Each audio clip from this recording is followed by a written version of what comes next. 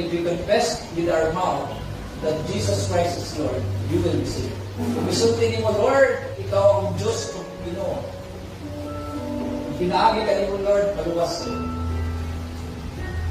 Ngayon ka ng Lord, ako mabuhat kung wala ka sa kinabuhi. Ngayon ka na struggle ka na kayo mga burdens, ngayon ka, Lord, I want you. Lord, na ikaw ang Ginoo, may maghari sa tulay. This is the time, and the perfect time, na imong gawatan ng Ginoo, na imong Ginoo pangluluwas. Pinakadalan ito, Ginoo, diba? Amen? Ito ba talaga Jesus na mga muli? And we know that He is true sa kanyang mga saan. And He is faithful. But we need to receive Him. We need to accept Him. For some of you, sir, nagkata sa mga, wala pa kadawag sa Ginoo. You need to receive Him. Pinaagi sa tibok ng pasingkas. Kaya kinig pagdawat mo sa Ginoo, is the life na gidawat ng balang Espiritu na siya na mismo maghatag sa imong wisdom. Sa tanan imong pagkabuhaton sa imong kinabuhi sa imong believe sa imong ay mga butang na hindi mo pa kaya, but there is God na nimupuyo sa malinod pa sa tulong sa Ginoo. Kung dawaton niyo si Kristo, nimupuyo siya sa tulong kinabuhi.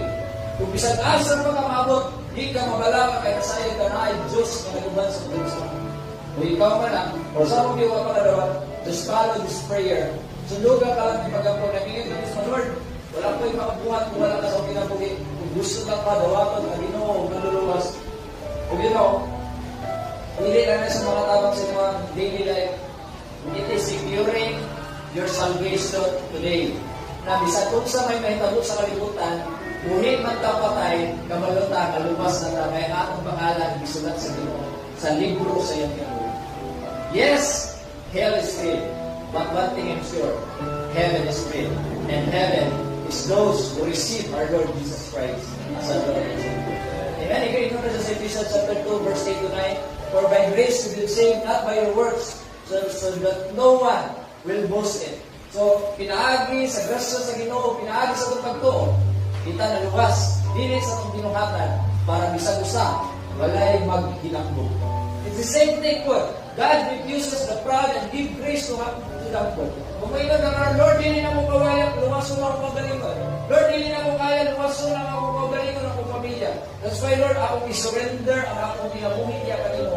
Ingon siya, He give grace to the humble.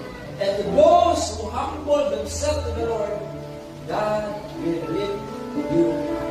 So, karon, just follow this prayer. In your heart, sa inyong heart, sa inyong pasangkas. Ginoong Jesus, salamat sa kinabuhi. Nagtuo ko na ikaw ang Diyos. Tuo ko na ikaw namatay sa krus. Kung ikatulong na adlaw, ikaw na banaw para sa akong mga sala.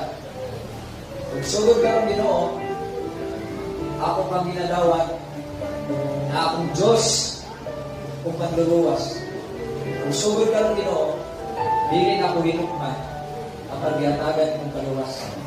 Salamat, Ginoo, na karong dayon ang akong pangalan isulat nimo sa libro sa kinabuhi. Kung sugod ka ng Ginoo, di na ako mabalaka kaya nasayon ko na ang akong kinabuhi na halian ka rin. Jesus name.